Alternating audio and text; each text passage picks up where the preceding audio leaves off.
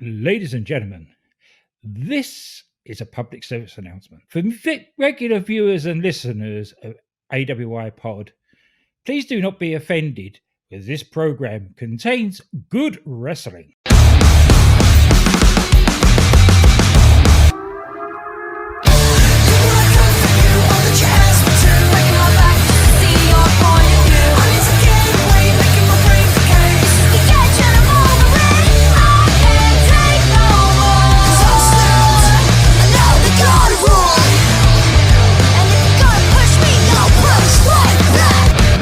Hello, ladies and gentlemen, and welcome back to another episode of A Cup of UK Heritage. This is episode 8.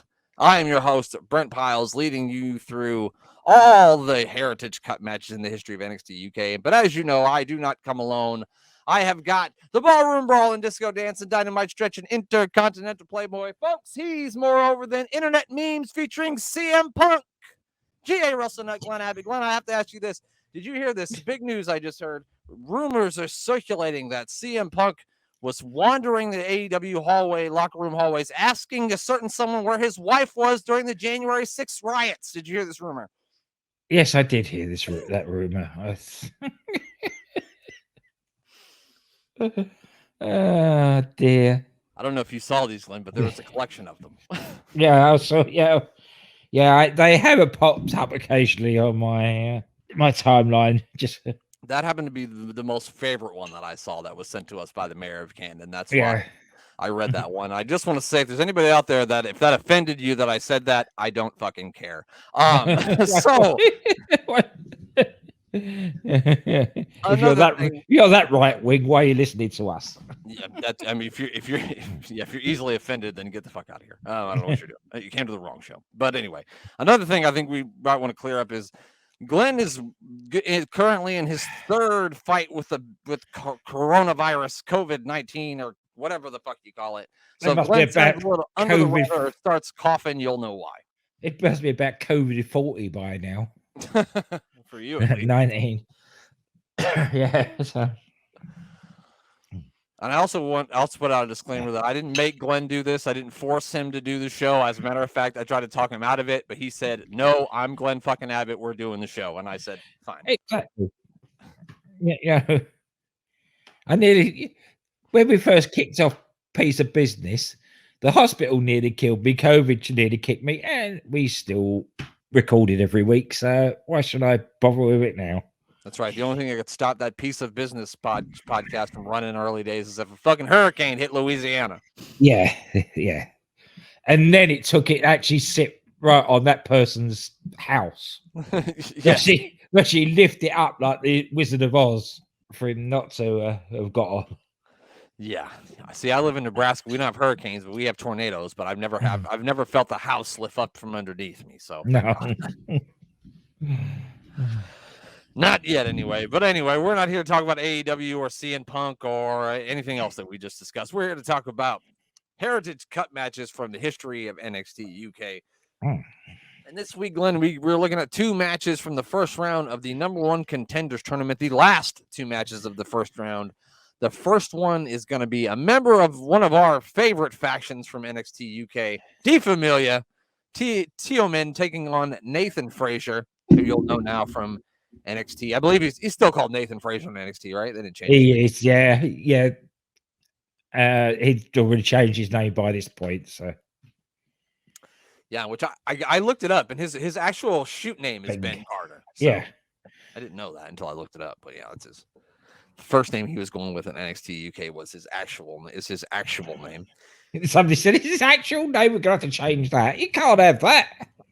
God damn it, pal. I don't know what this NXT UK is, but I tell you what, nobody can have their actual name. No. We can't do that. Also, I saw this like that pretty cool moment on NXT where like Nathan Frazer was talking to Seth Rollins in the back, and Seth was telling that he was proud of him. I thought that was really cool because I don't know if people don't know this. He was trained at Seth Rollins training school. So, but anyway, let's dig into this match. Yes. First round, as they usually are, feeling out process. Teoman really got a hold of Nathan Frazer's arm, and he was really working it.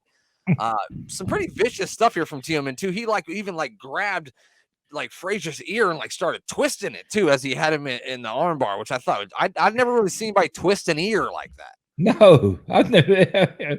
All the joints just seem manipulated in the first round of these. We've never seen an ear bent round like that before. And I don't know if do you have any older brothers or sisters, Glenn? No. Okay, well, I have an older brother, and so I can tell you when somebody grabs your ear and twists, it hurts like a son of a bitch. I bet. Oh dear. Because that was my brother's go-to, was grabbing the ear. Yeah. So I know exactly what that feels like. Frazier's able to escape. He kind of backs Teoman in the corner, and Teoman just hauls off and slaps Frazier right in the face. Which in most of these matches, it tends to wake people up, and that's what it did. He slapped Nathan Frazer in the face, and it brought Nathan Frazer to life. It certainly did. It's like he hit a button, and he started bouncing around all over the place. Yeah, it was like all of a sudden Nathan Frazer turned into the Hulk. Yeah. He went into top speed. He did. He started landing big stiff punches. He even hit a big drop kick. And that's basically how the first round ends, with Nathan Frazer kind of picking up the pace a little bit, but wasn't able to capitalize because, as we know, the round ends. So then we get into round number 2.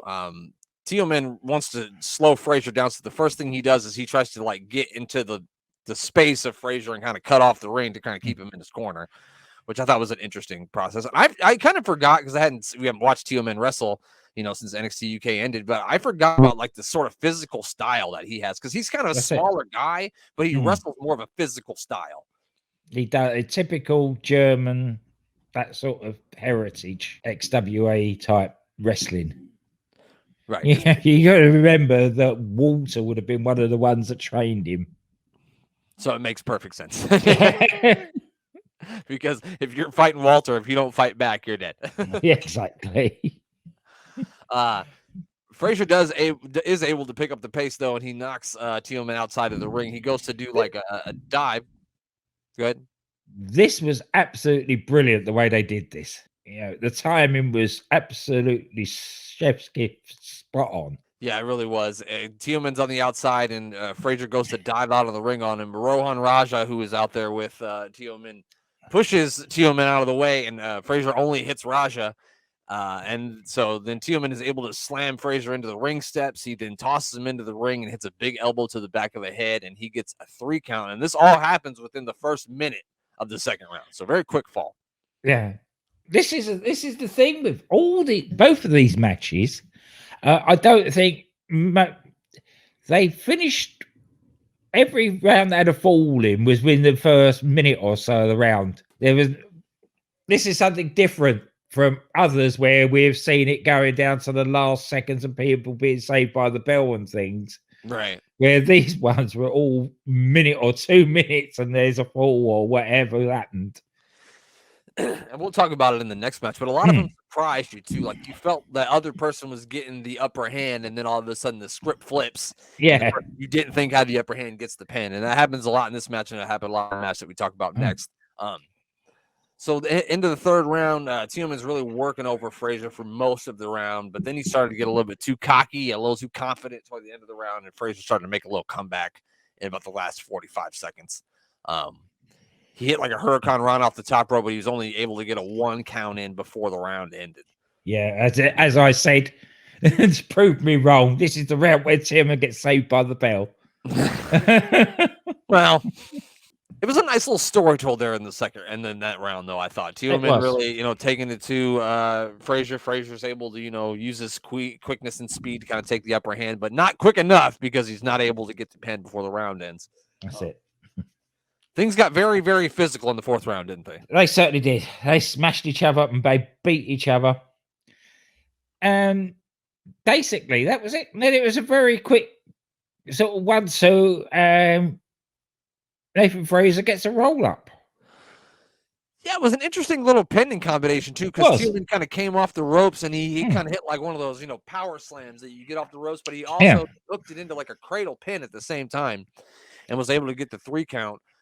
And there was about 1:14 left in the round when that happened too. And again, this is where Teoman looked like he really had the upper hand, and then all of a sudden Frazer comes out of nowhere and is able to get the pin to tie things up. So another good story told in that round as well. Yep. So we head to the 5th round. Yeah, where Nathan Frazer makes a mistake. He starts off strong. Yep. Every other round, it's been Teoman that started off strong. He decides that he's going to go for it this round. Yeah, he hits a sling blade and brain buster, but was only able to get a 2 count. He takes control after he hits a dive to the outside of the ring. He then also hit a really nice springboard elbow that also only got a 2 count. And then as he heads to the top rope, he spends a little bit too much time worried about Rohan Raja on the outside. And when he jumps off the top rope, Teoman is able to move. And I really like this. I don't know what you would even call it. It was like an inverted reverse DDT that Teoman did. I don't know if there's a name for that move, but it was really, really cool. And he's able to get the 3 count. He gets the win here. Yeah, it was very. The whole thing was very strange because the way that Frazer came off that top rope, just splat. Yeah. To do that is really hard. To take that bump face first into the mat and know you're going to be doing it. Yeah, and to just jump at full force like he did, like you figure you would like wince or let up a little bit. No, he just went straight. He just went straight into it, spat into the mat. Then that little move from Teoman, and then he rolls him up for the win. Yeah, it was really I really like the ending. I thought that freaking little I don't know what it was from Teoman to win the match was really, really cool. I really like that move. It made me wish that they would have brought the entire De Familia fucking stable over to NXT because they're really not doing anything with Charlie Dempsey at the moment, like nothing at all. And he was so good with those guys. That's right. Well, he's Chase U at the moment. That's how bad it is. Yeah, I haven't watched NXT in a while. Actually, I watched the premium live event, which was really good, but the week to week show I've decided is not for me anymore.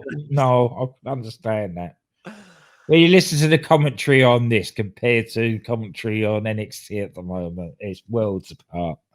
And like one of the, and I'm not like I just don't eat. AEW usually just isn't my kind of wrestling, and I'm not going to disparage it or talk down about it. But I want to say the only reason why I really want to tune into that new Saturday night show is because I want to hear the commentary team of Kevin Kelly and Nigel McGuinness, because I think Kevin Kelly is probably one of the best play-by-play guys there is, and I don't think there's anybody better when it comes to color as far as Nigel McGuinness. So, no, it's going to be interesting. That show's got to be top-notch.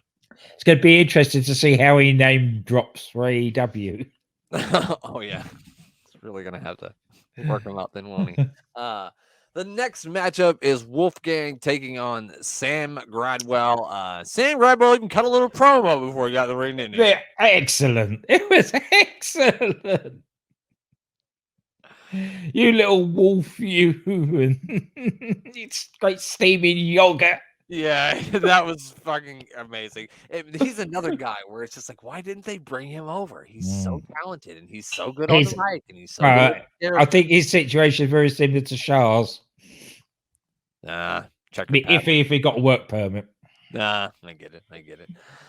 So yeah, Gradwell was doing a lot of trash talking before the match and during about the first minute of the first round. Yeah, he didn't stop, did he? No, he just kept going. Good.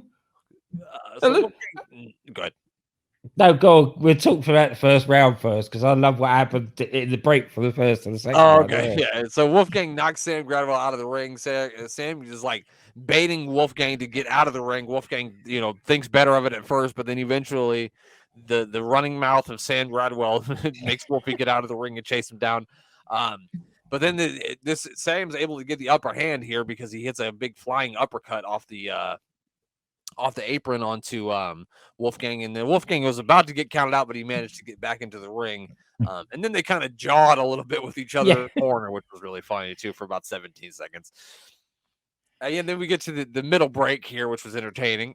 Well, yes, normally at a break, people go get fanned down by the towel or the second and have a drink from their bottle. Not Sam. He gets the mic. He's back at him, calling Wolfie a big burly pipe puller. Yeah, I usually don't understand Sam Gradwell's, the things he says to people because they're quite British, but they're usually really funny, even though I don't know what he means. And so naturally, starting the second round, Wolfgang just starts, whooping the shit out of Sam Gradwell for about the first 60 seconds of the second round. It was a stiff European uppercuts. He nearly took Sam's head off. Yeah, he was really, really just whooping Sam Gradwell's ass for most of this round. He started to take his sweet time though when he had Sam Gradwell down. I thought he was doing a little bit too much pandering. I was going to say pandering to the crowd, but there were no fans, so there was no one to do. And then Sam finally just slapped Wolfgang, and then he got out of the ring and managed to stay away from him until the round ended. Which excellent, excellent tactic. And what more people didn't use that one? Yeah, get out of the ring with about 8 seconds to go. If we could count to 10, but before the round ends, right? You can't count me on anyway. Yeah. They were really talking about on commentary about how Wolfgang is kind of a hothead, and sometimes he'll lose focus when he gets really angry, and they're really putting that over on commentary. And so that kind of leads into what happens in the third round here, as they've been talking about his I think one other thing about the second round though was you saw something from Wolfgang you don't see very often. He actually went up from the top rope and splashed Sam. Yeah, he does do like swanton every now and then, but you don't see Wolfie up on the top rope very often. That's true. No. You would think a wolf could fly. Yeah. But yeah, so in the third round, Wolfgang comes flying out of the gate. He's really taking it to Sam Gradwell, but Gradwell's able to push him off. And then when Wolfgang comes to charge back at Gradwell gets his knee up and hits Wolfgang in the face with his knee. But more importantly, with the brace that he has on his knee, and he's able to get Wolfgang down. And then he hit it's like a Russian leg sweep clothesline kind of. Yeah. And he got the 3 count within 30 seconds of the first round. I think it was like 26 seconds of the third round that he got this pin, and Gradwell is now up 1-0. I just thought it was really good the way commentary told that story about how sometimes he can, mess up when he's a hothead, and then that comes back later to play in the match against him. And that's how he loses the first fall. That's it. And this is a thing that becomes a thing with Sam Gradwell using that knee support as a weapon. Yeah. In other matches that he has going on down the line. Yeah, because he kind of turns like babyface for the end of the run of NXT UK. So I kind of had forgotten about the heel Sam Gradwell. And I also remember when he was trying to find a tag team partner to fight Pretty Deadly, and he was like, he was going to through drive-thrus and called pizza places. I thought that was fucking awesome. It was really good stuff. So the fourth round, Wolfgang's really selling the shoulder between rounds too. He's kind of having Mark Coffey kind of pull on it for him. He's really selling the right shoulder, I think it was. And so naturally, Sam Gradwell sees that. He really starts to work on the right shoulder. Wolfgang manages to hit a really interesting sort of inverted suplex on Sam, and then he's able to get a 3 count, and that ties things up as we head into the 5th round. A headbutt first, which was just... It was quite good. He sort of just headbutted him, then reversed, and then into the... Before Sam even knew what had hit him, really, he was down and being counted. Yeah, I mean, and just the way it should be when you get headbutted by a man, you should be very confused. Fifth round starts with Wolfgang landing lots of hard punches, but then Gradwell's also trying to work on the shoulder. So it's kind of like a back and forth of Wolfgang lands a couple of hard punches, but then Sam grabs that arm and just jerks that shoulder down, and that shuts Wolfgang down for a second. Then he manages to fight back with some more punches, and then Sam pulls that arm one more time and shuts Wolfgang down. So a nice little back and forth to start the round. Yeah, but they didn't last very long. Wolfie goes for a spear, misses, tries again and misses, and the third one connects, and it's 1, 2, 3, it's all over. Yep. You could Sam Gradwell could avoid 1 spear, he can avoid 2 spears, but he cannot avoid 3. And Wolfgang is the winner, and he will be taking on Teoman in next week's. I'm not next week, but the semifinals. It will be probably on next week's show. So when I said next week, I was right. It's not on next week's NXT UK, but it will be on next week's show because we'll be doing the 2 semifinals next week. That's right. Which is Teoman versus Wolfgang and Noam Dar versus. I'm trying to rack my brain. Who was it? I can't remember. Noam Dar and God damn it. God damn it, Glenn. I can't remember. I can't. Oh, I'll have to look it up. It'll bother me now. Yep. Here we are. SmackDown. Where we are. There's the tag teams. Okay. The Heritage Cup. Last week we watched. Yes, that's your voice, Glenn. Last week we watched Mark. Okay, it's Noam Dar versus Kenny Williams. Kenny Williams, that's it. Yeah. And that's a shame that he's not quite fully cockroach Kenny yet, because that would have been an amazing. Yeah, and I remember like they did like a promo package for this match like the week before it happened, and I remember Noam Dar saying something along the lines of, because Kenny Williams is trying to be like this sneaky, slimy character, and he's kind of transformed from like Back to the Future looking Kenny Williams as with Amir Jordan, and he's like, whatever you think it is that you are, I am, and that was one of the best promos I've ever heard in my life. That was. Yeah, that ring was full of slime that day. Yeah, yeah. It's going to be a competition to see who could be more slimy, and it's going to be amazing. And I cannot wait. So that's what we'll be reviewing next week. Glenn, what do you need to plug before we get out of here? Well, I've got me things. Oh, there we go. I've probably lost them now. Let's see if I can remember them off the top of the head. I can help you. I'm booking the territory with UTT Rob and Dan. They're doing the first and last of wrestling. They also do the Gator Golf, being the Elite Gator Golf tournament. They're reviewing that.